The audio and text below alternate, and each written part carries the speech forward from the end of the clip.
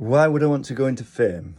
Well, how fierce is the competition? Well, this was like in the 90s, and now it's incredibly a million times more competitive because of YouTube and what it's done to the finances of famous people. I don't you seem to realise that you've had to fake your debts and leg it because you're in debt, aren't you? Yeah, well, what was it like in the 90s? Well, I watched a few Monty Python films at a friend's house.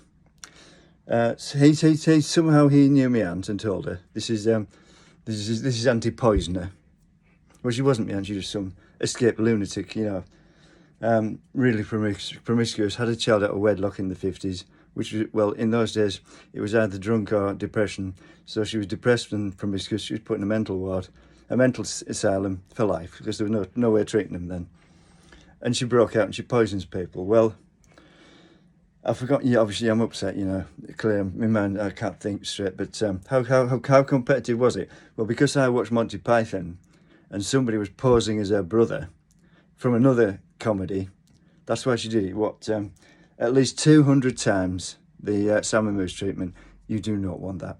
It's horrendous. Once is a nightmare, but it must have been somewhere between 200 and 300 and 400 times. I stopped going, and then my dad would say. Obviously, she was moaning nobody was coming to see her, and my dad would say nobody comes to see me. This wasn't my dad, this was another bloody imposter. And try to tell them that to the idiot, naive fucking psychiatrist. The jerks, a lot of them. They haven't a fucking clue.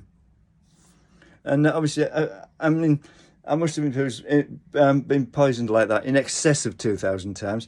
Then there's all the antipsychotics, because for some reason I had a cycling accident.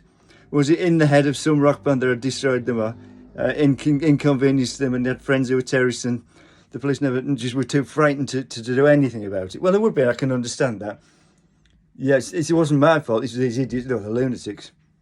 They want either putting down or, a lethal injection or just locking up for life, because the loonies, you'll never control them. And obviously I've been put through all this. I mean, you don't need to prove to me that you're fucking idiots.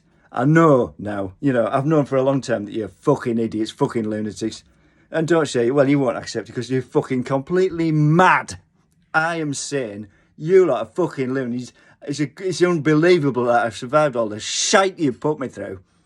You think you're going to break me? No, I'll walk under a train if that's what you want. I don't give a shit. And as for you fucking little bastards, I don't want to know the little cunts, because they're all like you, arseholes.